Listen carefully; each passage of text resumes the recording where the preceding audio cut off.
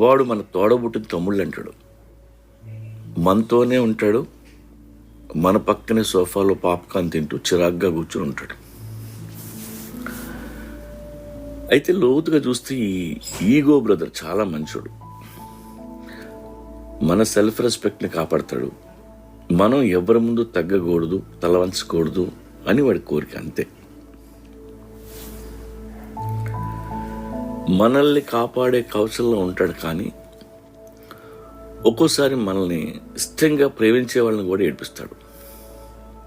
ఎవరినైనా హట్ చేసే కెపాసిటీ ఉంది వాడికి. వీడి వలన సొంత తల్లిదండ్రులు కూడా దూరం అయిపోతారు. ఈ ఫ్యామిలీ మెంబర్స్ నీతో మాట్లాడడం మానేస్తారు. అందుకే మీలో ఉన్న ఈగోని దాచిపెట్టండి. ఈగో దాచడం ఒక అందం, అదొక ఆర్ట్.